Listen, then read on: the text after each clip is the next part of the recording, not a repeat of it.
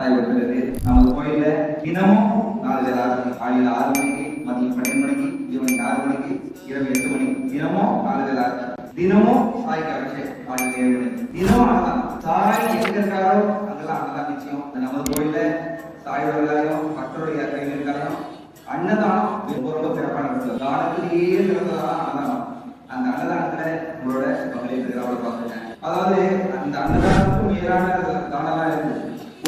கோதானம் பண்ணா குறைஞ்சபட்சம் ஒரு 50,000 ரூபாய் செலவாகும். எப்படி மாடு கண்ணு கோயில் கொடுக்கணும். அதுக்கும் மேல பண்ணணும்னா பூமி தானம் பண்ணலாம். அதாவது கோயிலுக்கு பூமியோ இல்லைன்னா இல்ல அதாவது கொடுக்குறதோ அது கூட பூமி தானம். பூமி தானம் பண்ண முடியுமா? இப்போ அதுவும் லட்சக்கணக்கில் கோடிகளுக்கு தான் செலவு பண்ணும். அப்படின்னா கடிகாரம் பண்ணலாம். கடிகாரம்னா அதாவது வசதி வாய்ப்பு இல்லாதவங்களுக்கு திருமணம் செய்து வைக்கிறது. அதை பண்ணணும்னாலும் லட்சக்கணக்கில் எளிய முறையில நம்மளோட கர்மா தீர ஒரே வழி அன்னதானம் தவிர வேற எதுவும் இல்லை.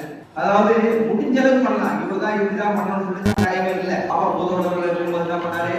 அவரே யாரும் கேட்டாரு. 8 வருஷம் அவர் கையாளி செய்தது அவர் நாய்க்கு மக்கள் கொடுத்தாரு. இன்னைக்கு தாய் இல்லாத இடமும் இல்லை, அன்னதானம் இடமும் இல்லை. தாய் ஒரு இடத்துக்கு தெரிஞ்சிருக்காங்கன்னா